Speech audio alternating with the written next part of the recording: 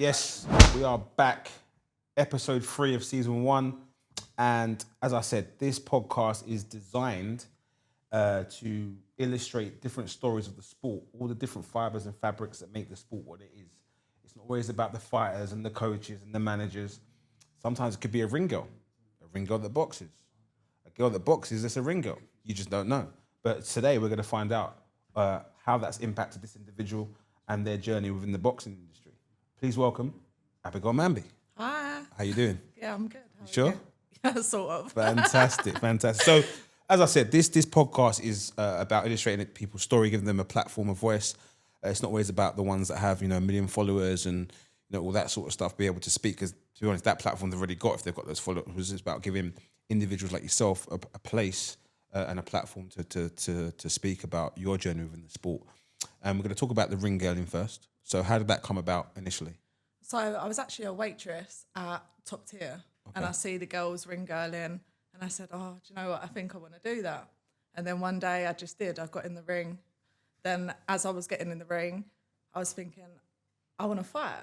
So Whoa. I've just skipped it, ain't it? No, you haven't skipped it. I'm just thinking, you're getting the JD and Cokes. I want a ring girl, okay? So you go under the ropes, the ring girl. You're like, I want to fight. How did that change in? You're making it sound like it changed within the moment. Like you ring girl, you're waitressing, you be a ring girl. You done your first ring girl, and you're like, actually I want to fight. That you've not given any time or space into enjoying the ring girling, or I did enjoy the ring girling, but I was doing a little bit of boxercise before ring girling. And the boxercise that I was at there was like, go down to a boxing gym. I reckon you'll really, really like it. So, and then I did. I went down Edge first, and I was enjoying it, and I was doing ring girling on the side at this time. So the more I was ring girling, the more I was thinking, I kind of want to get involved and want to start fighting myself. And I see how much, when people won fights or when they was walking out, how much excitement they had. And to be honest, I done it for discipline as well. So I needed some discipline in my life, and I knew that ring girling would give you a lot of boxing would give you a lot of discipline, because you've got to stick to the diet, you've got to stick to going there every. Well, let's have it right. Just go back a second. I think you've got to be disciplined for ring girling as well, because you've got to look a certain way, which takes a bit of dedication and hard work as well. It doesn't go hand in hand though, because you couldn't wear your eyelashes when you were sparring, and then on the weekend you got to look glamorous with a black eye. So it doesn't actually go very well hand in probably hand. picking one or the other is probably the best thing. So fast forward into boxing, you started training of some kind, sparring, all that sort of stuff. How many fights have you had? I've only had 2. Okay. I was going to have another one. I was going to go back for the belt at DK and Plush, but things got in the way, so I put it on a hold for a little while. But who knows? I might end up going to get my belt. I know it's a pink belt as well, and I love a pink belt. So what does boxing mean to Abigail? Because we can get an amateur on here, they can say, this is that, you get a pro on it. What does it mean to you though? So I always liked sports, but I never got into a sport. So I would always do dancing and everything like that. And then boxing, it just it saved me in a way, because it made me disciplined. It made me realise it's not all about going out and partying and every weekend. And you've got to have your health. I mean, I was really, really unwell. I nearly died actually a few times. I had to get a lot of surgery. And then after I come out of that, I kind of thought, you need to be healthy in this life, because if you're not healthy in this life, you've not got anything. It kind of, it changed a lot for me, even getting up. And some days, not everyone feels great every single day. Some people deal with the struggles. You might have a smile on your face. But when you go into a boxing gym, you feel like family, and you feel kind of like, when you come out of there, you feel good. Some days you're dragging yourself in there thinking, oh, I can't be bothered to do this. But as soon as you come out from that boxing gym, you feel like it gives you a little bit of energy that it didn't ever give you, like, that you can't really get from anywhere else. You can't get that type of feeling. Okay, that's another, worst kept secret in boxing. What boxing can do for people mentally and physically. It's not pushed nowhere near enough, I don't believe, in all the avenues it could be pushed. But people like yourself that are able to experience it and understand that, it's obviously a positive thing for, mind, body and soul. Yeah, definitely. So you in fighting, boxing is one thing. Yeah. Boxercise is one thing. Yeah. Hitting the pads is one thing. Doing burpees, doing the fighting bit, where does that come from? Because the adrenaline. I love the adrenaline. One thing I love is to walk into somewhere and you think, I'm going to win that. And when I go into fight camps, I'm not going to take a fight and do half a fight camp. I'm going to go into that fight camp. So I won't drink, I won't go out, I won't do anything that you're not meant to do. I'll be running 3 times a week. I'll be in that gym 5-6 times a week. I'll be sparring consistently. And when you walk into that ring, no one can explain the feeling to you. And then when they hold up your hand and say you've won, that's a 10 times better feeling as well. Yeah. Okay. And we're going to see you soon, I'm guessing. Yeah, I reckon so. I think I need to come back one more time. All right, let's just dive into it. So we've got misfits that are out there anyway, yeah? Yeah. Anyone you like to fight? Nadisha. I actually beat her. That was my first fight that I ever had, and I beat her. Yeah, I'm a bit confused about that because in her introduction of a recent defeat to Demi Sims, they said it was her debut, like she'd never fought before. No, but she did. But she kind of wanted to keep it a secret. And she actually made the promoter take down our fight because she lost. And after that fight, she was so, I won, and posted massive things saying she wore a head guard. Well, it was both of our first fight. It was planned to have a head guard. Of course, safety first. Safety first, exactly. And I've never stepped in a ring before. I've never fought before. So I thought, and my coach didn't even turn up that day. So I had no coach. So I thought, no, I'm wearing my head guard. Anyway, I done really, really well to beat her, and she didn't want to accept that I beat her. Then she kept saying rematch, and I thought, why should I rematch someone who gave such a bad sportsmanship when they lost? Let me get this right. She convinced a promoter to take down a video because she lost. Yeah. So what in the hell is going on here? Let's be honest, because when it come out, I knew that you'd fought her and that you'd beaten her. So when the announcer saying making her debut, I'm like, what? She's fought before. Before, yeah.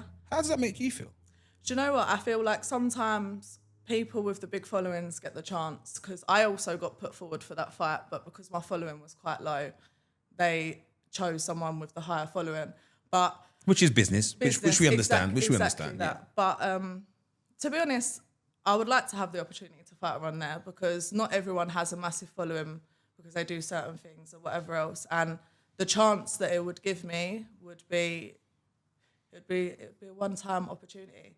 And I'd go into fight camp, I'd smash fight camp every day, and I'd make sure that I knocked her down this time, so she never even had the chance to say that. That's what's up. That is what's up. Okay, so that's the boxing. What else from the boxing do you think helps you in your everyday life? If anything, I'm not saying it has, but boxing seems like a big part of your life. Yeah, 100%. Whether you're fighting or not, and that's the important part, because you know you've touched on when I got a fight, I'll be locked, but you do still tick over, and I think the people can talk about Jake Paul's and the KSIs. Well, why have they got this? But all joking aside, Jake Paul trains every single day. Yeah. So regardless how good he is, how good he isn't, it's being consistent and staying in the gym. But what is it that makes you do that? Because trust me, I know fighters, they want to take a break every, I haven't got a fight. I'm going to wait till I got a fight. Well, you're going to wait till you get a fight and then get fit. I mean... I don't see the point in that. To be honest, I feel like making sure you're healthy all year round is, whether you're fighting or you're not fighting, you need to make sure you do that, because without your health, it's nothing. But obviously work gets in the way a lot, and fighting, you've got to eat, sleep, and like you have to be dedicated to it. You have to be on there when you get a fight. But I like to stay fit. I like to stay healthy. You want to look good. If you don't look good, if you don't look nice, I feel like you feel worse in yourself. So I just feel like going to the gym, and sometimes just going to see everyone, going to bump into some classes. It's a social thing as well. Yeah. And I think it's really good for everyone to just get into the gym, even if they're going once a week or once every other week because of work commitments. It's always good to stay healthy and stay on top of yourself. Absolutely. So I'm going to chuck some names at you now. Okay. What would you do if? Yeah? Yeah. What would you do if you got offered to fight someone like Bonnie Blue? Yeah. What would you do? I'd 100% fight her. I'd just go into fight camp. The thing is, you've got to put your mind to it. If you're getting told that you're fighting someone, then you've got to just make sure you're sparring with people that are 10 times better than you. Anything that you want to do in life, if you put your brain to it, you're going to be able to do it. Do you have a view on people like Bonnie Blue getting into boxing? I'll be honest, it's all for clout. Like I'm not going to sit here and say, OnlyFans this and this, that and the other. Each their own. Everyone makes their money how they make their money. I mean, it's not me. I don't want to put things out there to get famous. It's just not what it is. If if you're going to get... But what's your take on it? Is it like, that's her life, do what she wants to do? To be honest, yeah, that's your life, do what you want to do. But in 40 years' time, let's see where you are. Money can't buy you happiness at the end of the day. That's a fair shout. That's a very fair shout. Okay. So what is your take on women's boxing? I think women's boxing's getting better and better. Do you think and better. It's slowly going up, and I think it's slowly becoming as popular as the boys. I know the men's boxing is a lot like... It's harder for women, but it's not at the same time because there's not as many girls doing it, I don't think. But, for example, at Dennis and Dyer, there's so many girls that you can spar.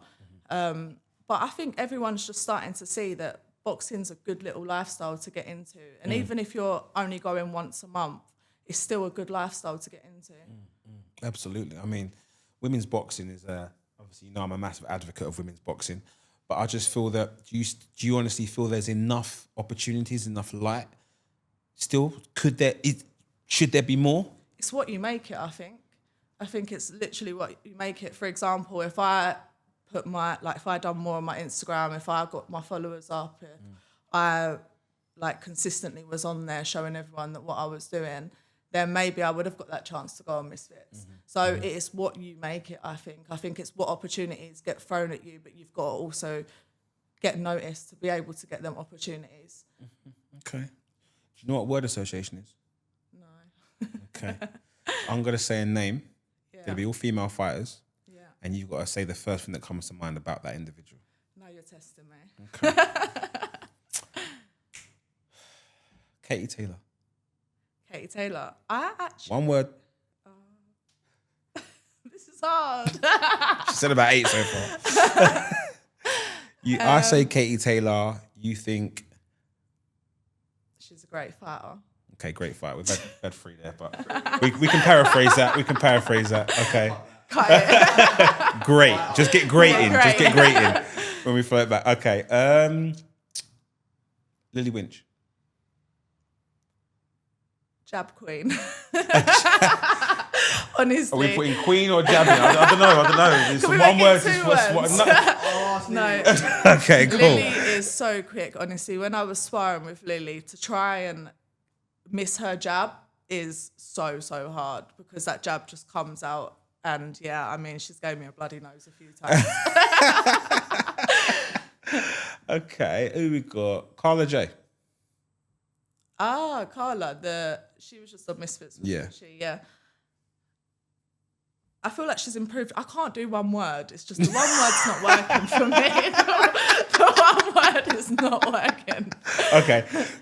Paraphrase. Paraphrase, thank Okay. you. No, I feel like Carla J's done really well. Since her first fight, I feel like she's training consistently and she's trying to get what she wants to get. Even in her last fight, I think she done really well. Yeah. And I just think she's improving, and that's all you can ask of anyone, is just improve. Absolutely. Okay. Clarissa Shields. If she says she doesn't know who that is, we're going to lock this off right now. I'm so sorry. I'm not that great with following names. You know this. Okay. You know So this. I'm just clarifying. The pound for pound best female boxer of all time, you have no idea shit. I need to walk out, don't I? It's time for me to leave. Right. Thank you for joining us on our Okay. Stop with the name ones now, please. Okay. I think we should move on from that one. What do you reckon? Okay. All right. So let's get back to you for a little bit because this is about you to illustrate what you want to do. What would you want to get out of boxing if it was down to you? If you could script your next 3 years of what you could do in the sport, and when we say the sport, we know it's, the DKMs, the Quests boxing leagues, and then, the Misfits of the world, which is they're not as far away as people think, especially for women's boxing. So if you could script the next, let's say 12 to 18 months, how would it go? I think I would like to go back, get that pink belt, because I've been thinking about that pink belt a lot. And then, I'd love to get on the opportunity to get on Misfits 100%, because I just know that would make me focus. Why should you be on there? Because I think they should give a chance to people that maybe are just come from nothing, trying to build their life, trying to do something on the side. And I think I'd give them a good show. And I wouldn't waste their time. I'd make sure that I actually trained every single day. I'd make sure that I made loads of content for people to follow. And yeah, I just feel like they would not regret having me on there. Fantastic. Can we cut that, get it over to Misfits, please. Mams, and then see if they obviously want to take an interest in getting Abigail on, because that's a goal. But I mean, would that be your goal if you got on there and you were to fight? Would that be it? Would you be like done? Is that you cool and then you move on, or would you? Do you know what you like always to have say? a career in it? I said I was only going to fight once just for the experience, but once you have that fight, you can't help it but want to fight again. So who knows? I will take that as a taster, and it'll probably give me more motivation to just keep going. Yeah. Okay. The hardest thing you found about the sport? Time to train. I mean, wow, okay. Yeah, like that's really hard for me. I work a lot. I mean, I was a dental nurse. I still am a dental nurse, and I do aesthetics on the side as well. Okay. But the aesthetics has got so busy. So it's just trying to find the time to train. Then I've got a German Shepherd as well, so I've got to take him out. And it's just like there's so much, and then finding that time. But really, that's an excuse, because if I got up at 6 o'clock in the morning, I'd be able to train. So there's an excuse for it, but at the same time, when you're working till 10, 11 o'clock at night, sometimes getting up at 6 in the morning, you're absolutely knackered. So yeah, for me, it's time. Best person you've sparred? Oh, that's a hard one. Sadem she moved me around a lot, but I didn't spar a lot with her. Lily was very, very good to spar. She taught me so much. And I actually got a few rounds in with her. Like we done, I think it was like 4 or 6 maybe one time. Mm-hmm. And at that time I was really, really fit. So I could do that. But no, she was really good. And I also like sparring Steph. Mm-hmm. Just one of the girls that come down here. I feel like me and her... Steph Maveratis. Yeah, we're on kind of like the same level, I would say. So we really just have it out like after, and then give each other a cuddle after. And so I feel like Lily and Steph are definitely my two favourite girls to spar. Okay. And what's the most unique thing that's happened with you when boxing or sparring?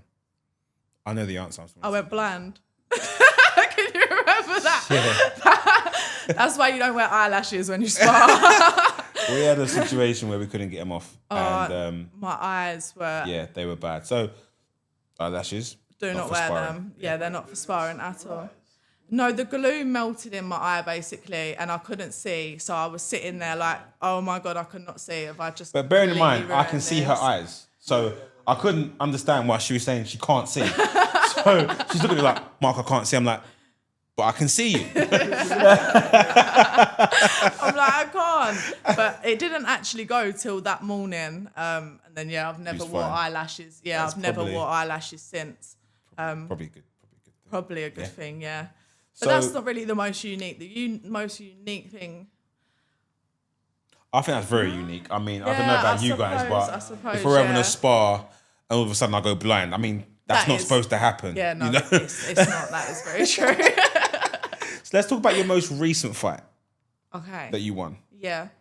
What was that like?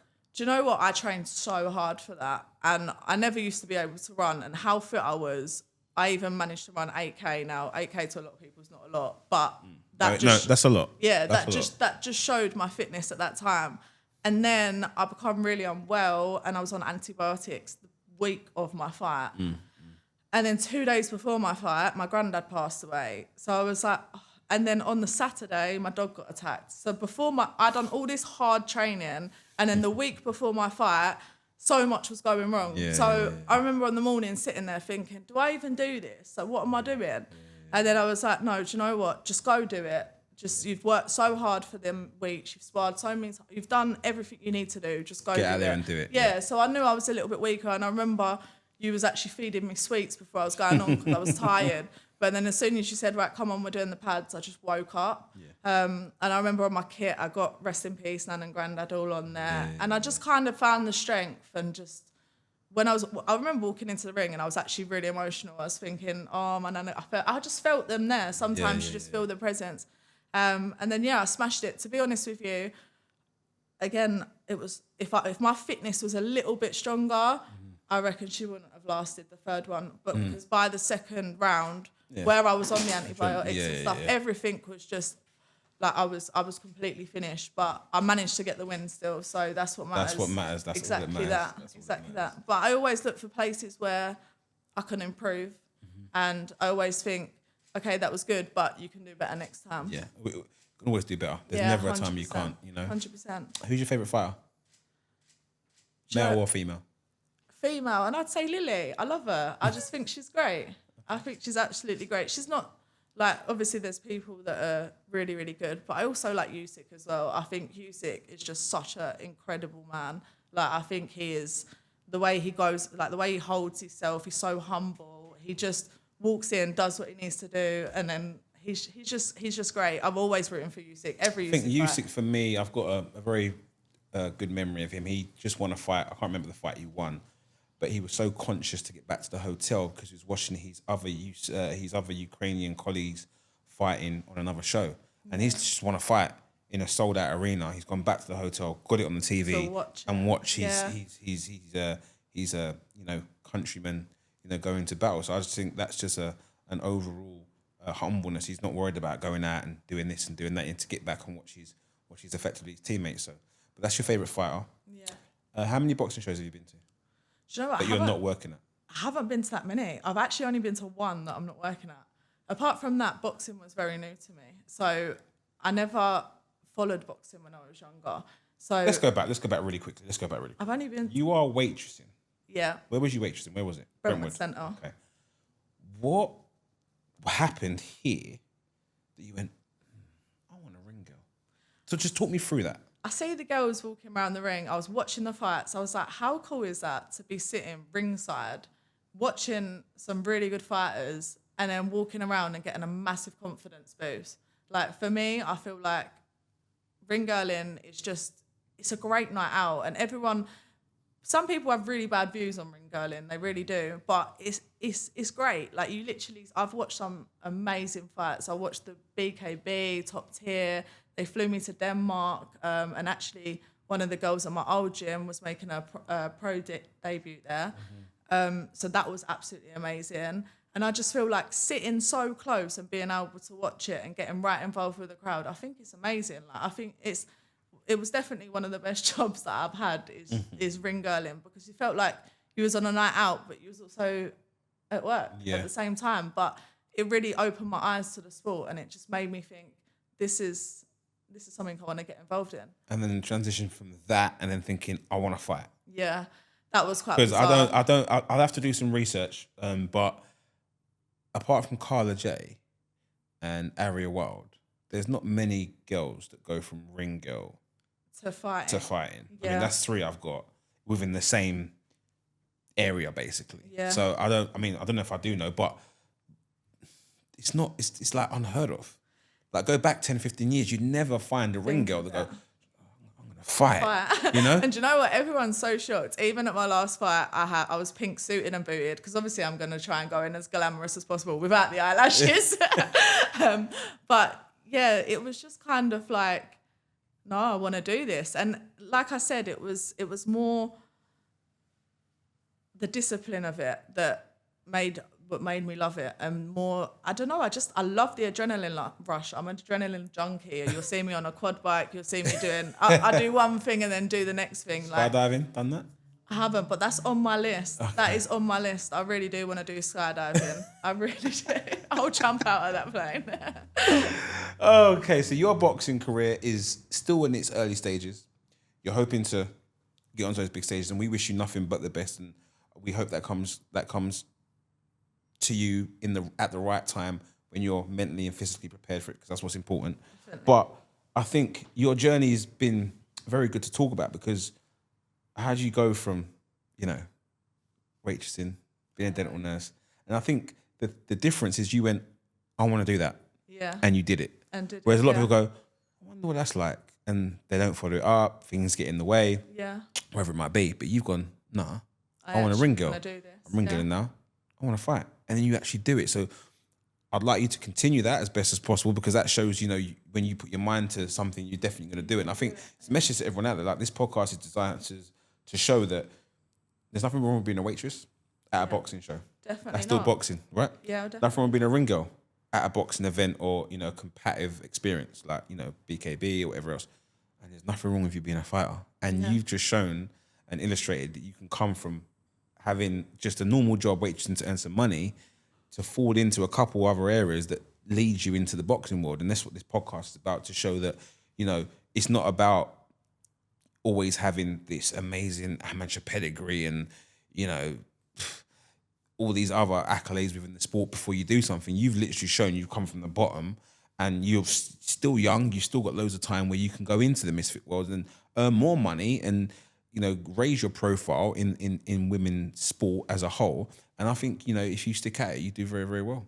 Obviously, knowing you on a personal level as well. So I think it's really, really good to show that story to all the other boys and girls out there, but mainly the girls, because we're here to support the girls. Don't think because you're a waitress that you can't ring girl. And don't think because you're a ring girl, you can't box. How good you're going to be is that shows. I think that depends on you, though. I think because when I first started boxing, I didn't even know what a jab was. I had no idea. So I think as long as you keep doing it. And I mean, I look at some of my first training videos and I looked terrible. I looked absolutely terrible.